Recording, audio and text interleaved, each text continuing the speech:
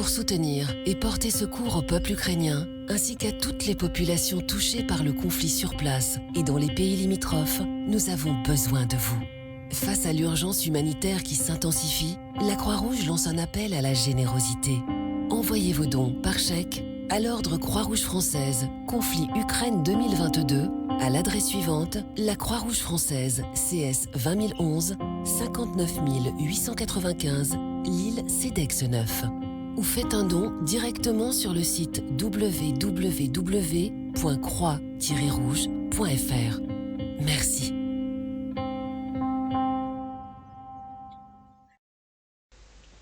Bonjour à tous et bienvenue sur Tesla Alsace.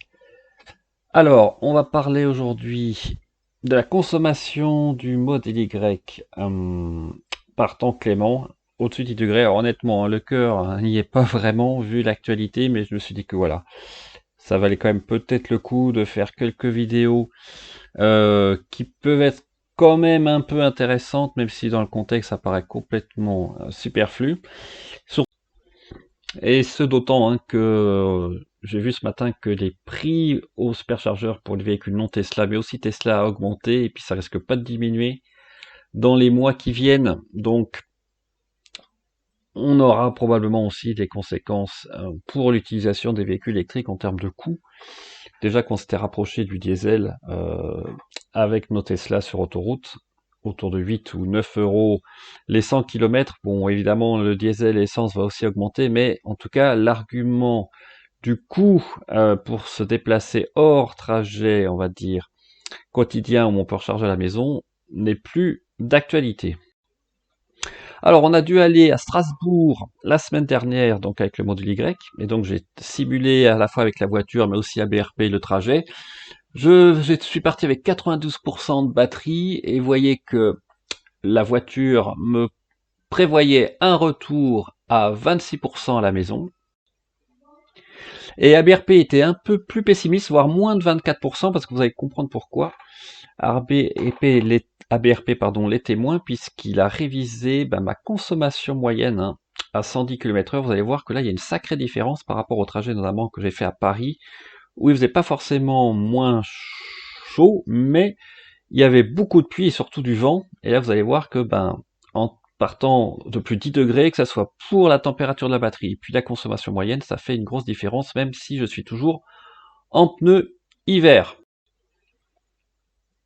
Et je l'ai vu assez rapidement, en roulant sur l'autoroute à 130 km/h stabilisé, je vais montrer ça avec un agrandissement de l'écran de la voiture, mais je suis pas très loin des 200 Wh au kilomètre à vitesse stabilisée. Alors là, on va vers Strasbourg, on verra à la fin de la vidéo avec Teslafi quelle est la moyenne à l'aller et au retour pour avoir une vision plus juste, sachant que là j'avais pas du tout de vent, le temps était parfait, 10-12 degrés, donc vraiment des bonnes conditions, puis plus de 230 km aller-retour, donc ça peut donner une bonne petite idée de l'estimation de la consommation moyenne à 110 ou 130, et nous voilà arrivés à Strasbourg. Alors le parking était parfait, alors là c'est la première fois que je déplace aussi grande et aussi un accès très facile avec le modèle Y. Là je me gare à une place électrique, mais en fait il faut aller à une carte spéciale pour charger, donc finalement je suis pas resté évidemment, je suis allé me garer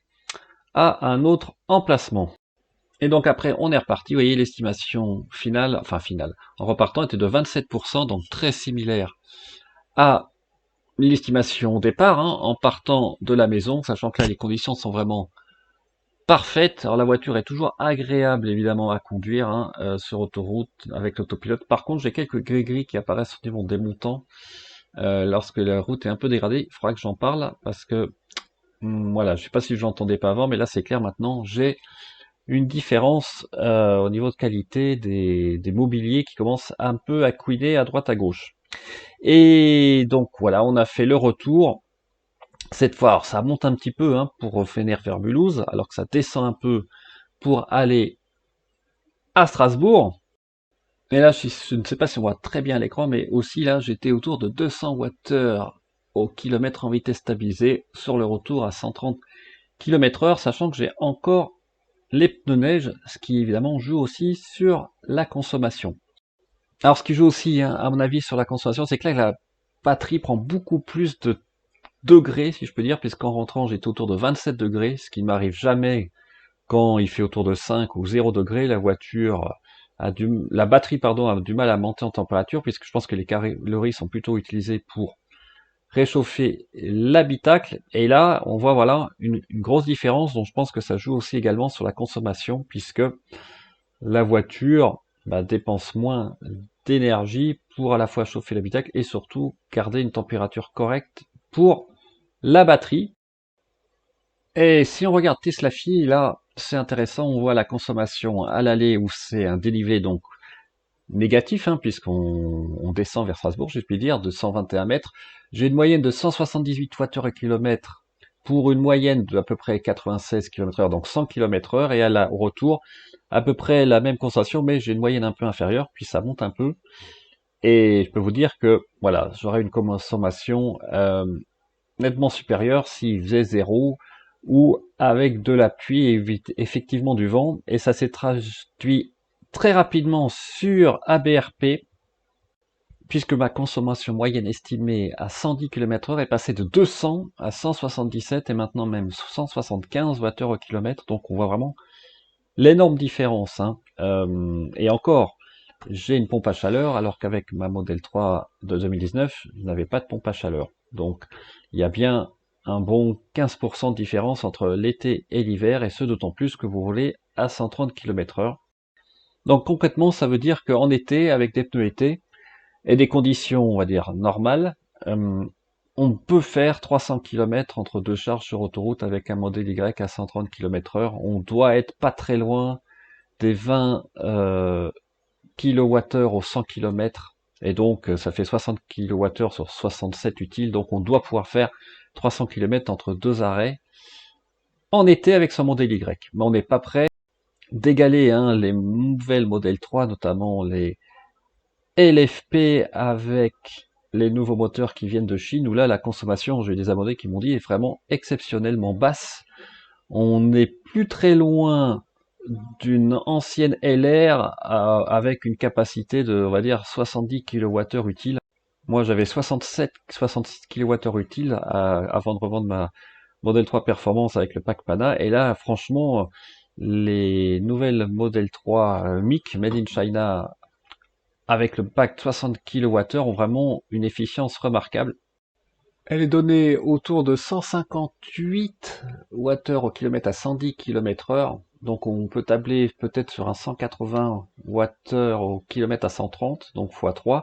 On n'est pas très très loin des 300 km sur autoroute à 130 km/h avec la Model 3 de base, si je puis dire. Dans des conditions parfaites, évidemment. Donc il y a toujours un écart avec la long range, avec le pack de 75, mais vu la différence de prix avec le bonus toujours de 6 ou 5 000 euros, franchement, il y a match. Alors avec les long range, avec le pack 82 kWh, là, il y a une petite différence un peu plus notable, mais en fait, franchement, par rapport au prix, plus la technologie, on va dire, assez robuste des LFP, puisqu'en plus, on part toujours à 100% avec ces voitures-là, puisqu'il faut toujours les mettre à 100%, eh bien, on peut vraiment se poser la question. Sur ce, je vous souhaite une très bonne semaine, prenez bien soin de vous, et on se dit à bientôt sur Tesla Alsace. Ciao.